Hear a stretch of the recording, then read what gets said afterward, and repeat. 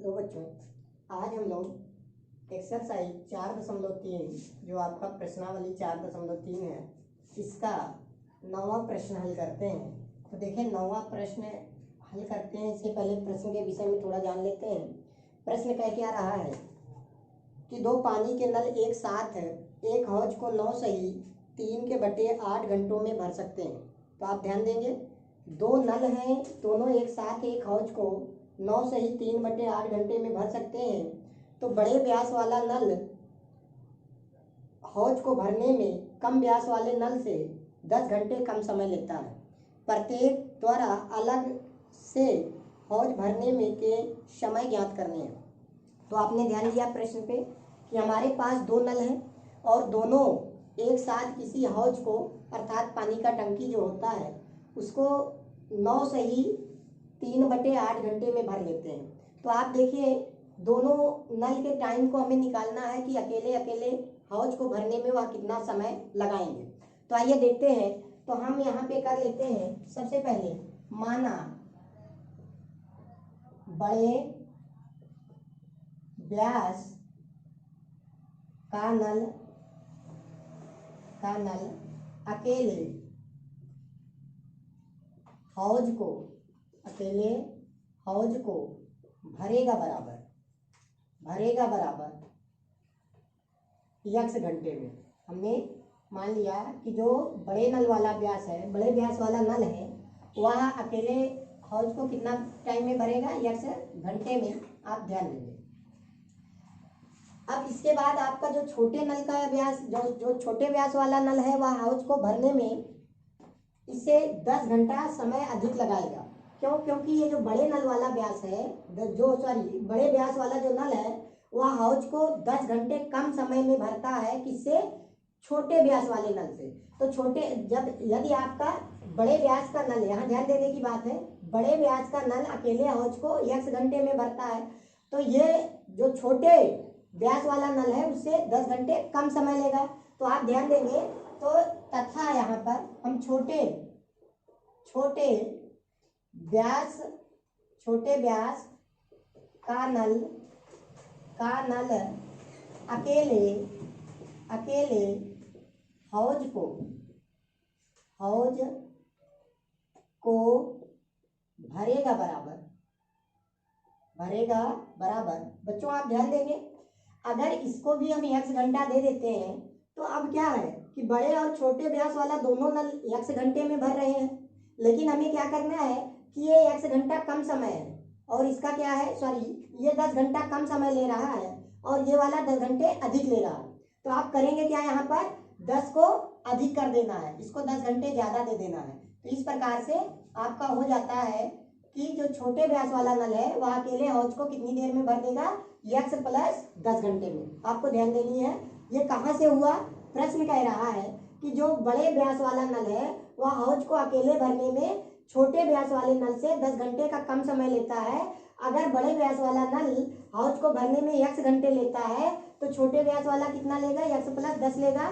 तो ये 10 घंटा अधिक हो गया और इसका 10 घंटा कम हो गया। अब बच्चों आपको एक बात का यहाँ ध्यान देना है, ये काम और समय के प्रश्न में जब आपका ये क्या हो रहा है, समय दिया गया है तो काम कितना होगा।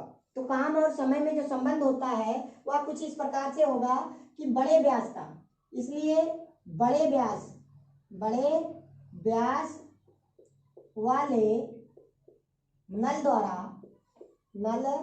द्वारा 1 घंटे में किया गया काम बराबर। अब यहाँ काम क्या कर रहा है, पानी भरने का काम होगा, हौज को भरने का काम हो रहा है।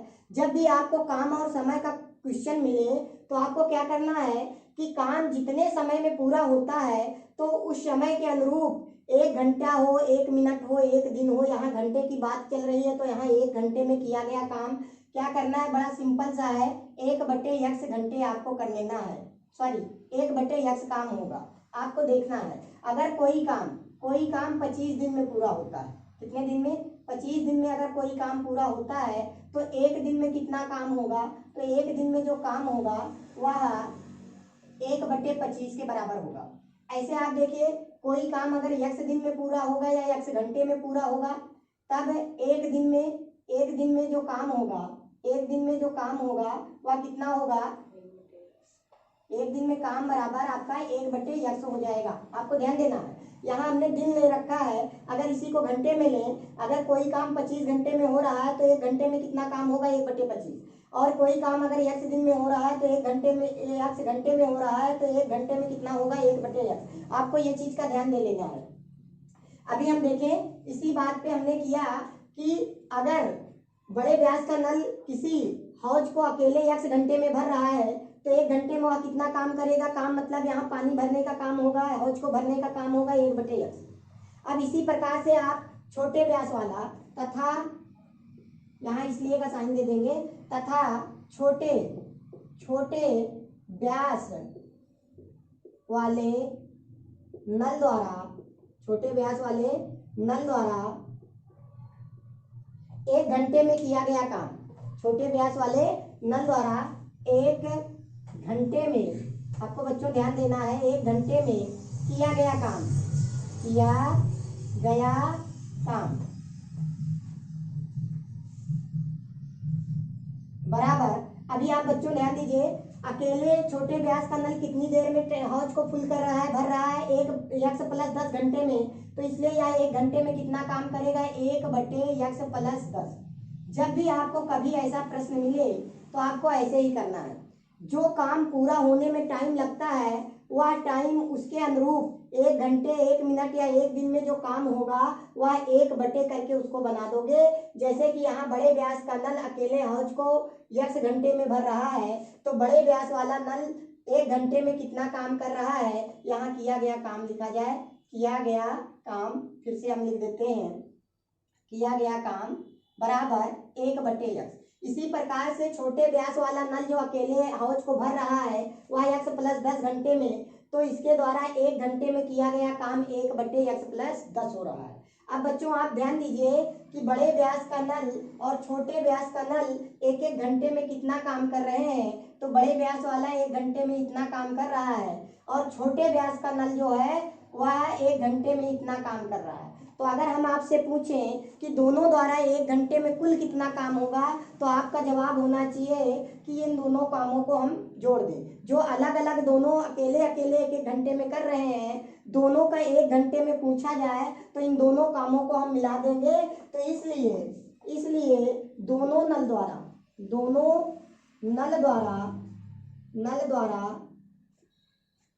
1 घंटे में किया गया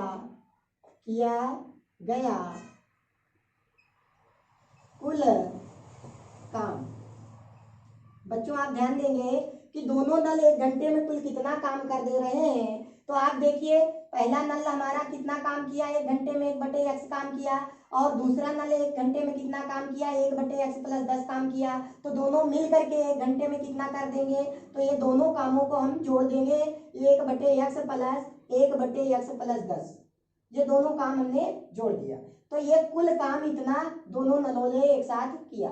अब हम प्रश्न पे चलेंगे, तो प्रश्न में कह क्या रहा है कि दोनों नल हौज को कितनी देर में पूरा कर रहे हैं। दोनों नल हौज को 9 सही 3/8 घंटे में पूरा कर रहे हैं। दोनों नल कितनी देर में हौज को भर रहे हैं, 9 सही 3/8 घंटे में भर रहे हैं। तो आप यहाँ ध्यान देंगे कि चूंकि हम प्रश्न में चले जाएंगे, चूंकि दोनों नल हौज को पूरा भरते हैं बराबर, एक साथ हौज को एक साथ भरते हैं बराबर। अब आप बच्चे ध्यान दें कितनी देर में भर रहे हैं, तो 9 सही 3/8 घंटे में, 9 सही 3/8 घंटे में भर रहे हैं। बच्चों हम ये जो मिश्र भिन्न है हमारा समय जो दिया गया है, इसको अगर हम साधारण भिन्न में, सरल भिन्न में बदलें तो क्या होगा, ये 8 और 9 का गुणा होके 3 जुड़ जाएगा, जो कि अंश में चला जाएगा। तो 8 9 72 में 3 जुड़ता है, तो 75/8 घंटे में। बच्चों आप ध्यान दे लेंगे कि यहाँ दोनों नल हौज को एक साथ कितनी देर में भरते हैं, तो 75/8 घंटे में। इसलिए इसलिए दोनों नल द्वारा एक घंटे में किया गया काम कितना होगा बच्चों? तो आप इसके जैसा चलें। अभी हमने बताया कि कोई काम x घंटे में हो रहा है तो 1 घंटे में कितना काम होगा, 1/x। तो यहाँ आ जाइए कि कोई काम 75/8 घंटे में हो रहा है तो 1 घंटे में कितना काम होगा, 1/75/8। तो इसको हम सरल करते हैं तो 8 कहाँ चला जाएगा, ऊपर अंश के साथ गुणा होगा तो 8/75। तो आपने ध्यान दिया कि कितना काम हो जाएगा, 8/75 काम होगा 1 घंटे में। किसके द्वारा? दोनों नल द्वारा। तो बच्चों आप यहाँ ध्यान दीजिए कि ये जो लाइन है आपकी, ये लाइन क्या है? ये लाइन हमने किया है दोनों नल द्वारा 1 घंटे में किया गया कुल काम, और ये भी दोनों नल द्वारा 1 घंटे में किया गया कुल काम होगा। कौन सा काम? कुल काम होगा। वह कितना होगा, 8/75। अब बच्चों जब ये भी 1 घंटे में दोनों नल द्वारा किया गया कुल काम है और ये भी 1 घंटे में दोनों नल द्वारा किया गया कुल काम है, तो दोनों क्या है? दोनों समान है। जो काम ये है वही काम ये भी है। तो अब हम दिखा देंगे कि अब ये किया गया कुल काम 1/x प्लस 1/x प्लस 10 बराबर हो जाना चाहिए बच्चों 8/75 के। आपने ध्यान दिया क्यों? क्योंकि ये भी 1 घंटे में किया गया कुल काम था दोनों नल द्वारा, और ये भी 1 घंटे में किया गया दोनों नल द्वारा कुल काम है, तो इसलिए ये और ये दोनों बराबर जाएंगे। अब ये समीकरण के रूप में हमें प्राप्त हुआ और यहाँ से हम x का मान निकालेंगे। तो आइए हल कर लेते हैं। तो यहाँ क्या मिला आपको समीकरण में, 1/x प्लस 1/x प्लस 10। जब ऐसा पद होता है तो हम यहाँ पहले क्या कराएंगे, दोनों का एलसीएम लेते हैं। तो दोनों का एलसीएम पद क्या होगा, x गुणे x प्लस 10 आ जाएगा। तो ये x से x हम कटेगा तो x प्लस 10 का गुणा 1 के साथ x प्लस 10 होगा। प्लस को प्लस कर लेते हैं, x प्लस 10 से x प्लस 10 का विभाजन होगा तो x हमारे पास आएगा, तो x का 1 में गुणा x हो जाएगा बराबर 8/75। अब आप ध्यान देंगे कि यहाँ x और x दोनों मिलकर के हमारे पास, देखें हल को हम ऐसे कर लेते हैं, आगे बढ़ा लेते हैं। तो x का x में जब जोड़ होगा तो 2x बनेगा प्लस का 10, और ये नीचे में आप क्या कराएंगे, गुणा कराएंगे। तो x का x में जब गुणा होता है तो x स्क्वायर बन जाएगा, और ये प्लस का 10x हो जाएगा बराबर 8/75।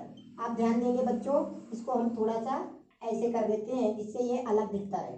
अब आप क्या करेंगे कि यहाँ से बज्र गुणन, क्या करना है, बज्र गुणन करा लेना है जिससे कि हमें पद प्राप्त हो जाए। तो 8 का x स्क्वायर में गुणा 8x स्क्वायर हमें बन जाता है, और इस 8 का 10 में गुणा तो 8 दहम्मा 80 का x बन जाता है बराबर ये 75 का 2 में गुणा तो 150 x होता है, और 75 का जब 10 में गुणा करोगे तो 750 आ जाएगा। बच्चों आप ध्यान देंगे कैसे सरल हो रहा है।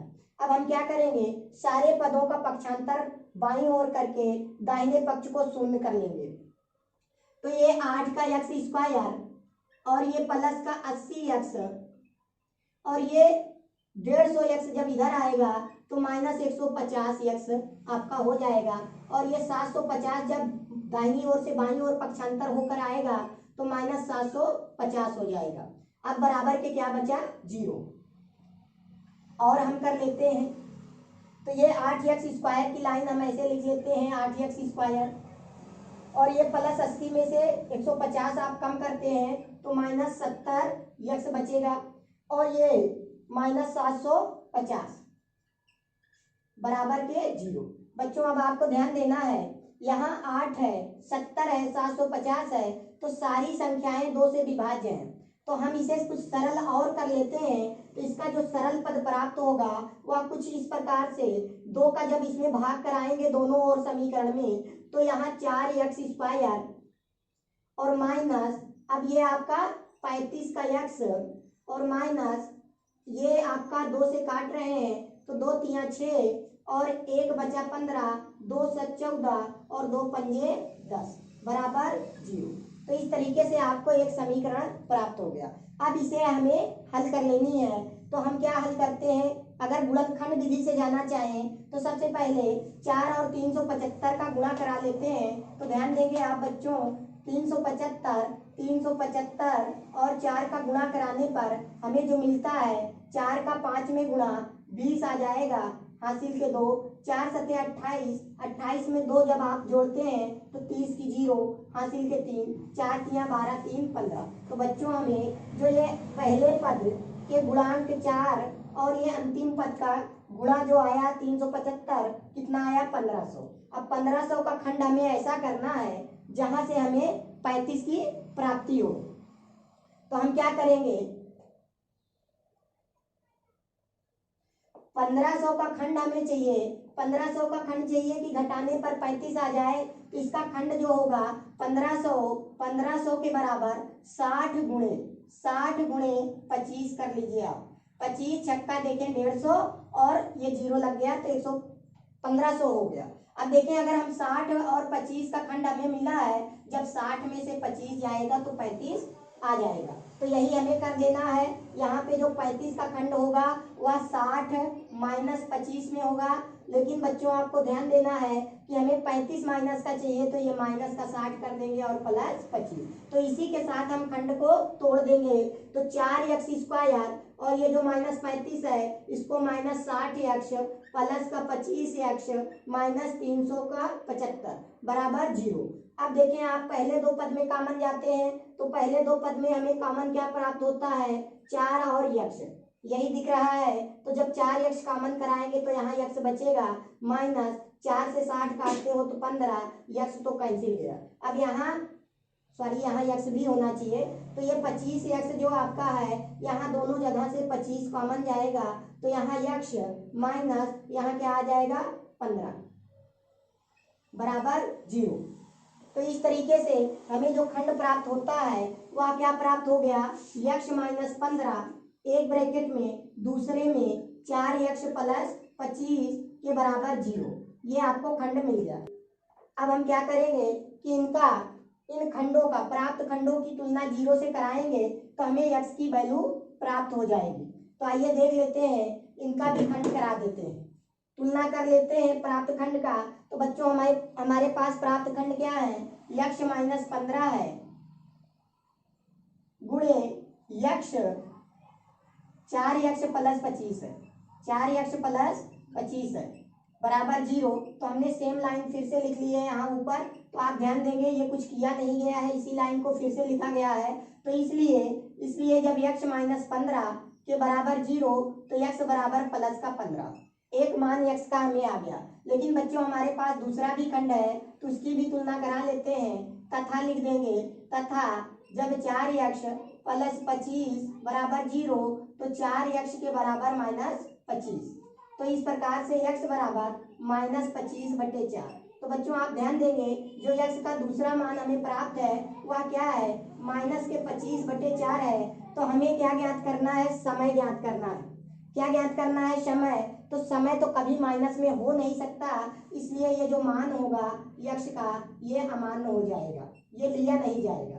कभी भी कोई समय माइनस नहीं हो सकता है। हम कोई भी काम करेंगे तो जो समय आएगा वह हमेशा प्लस में ही होगा। तो ये माइनस का पद आया है, इसलिए x का मान माइनस संभव नहीं है। तो इस प्रकार से हमें x बराबर 15 लेकर चलना है।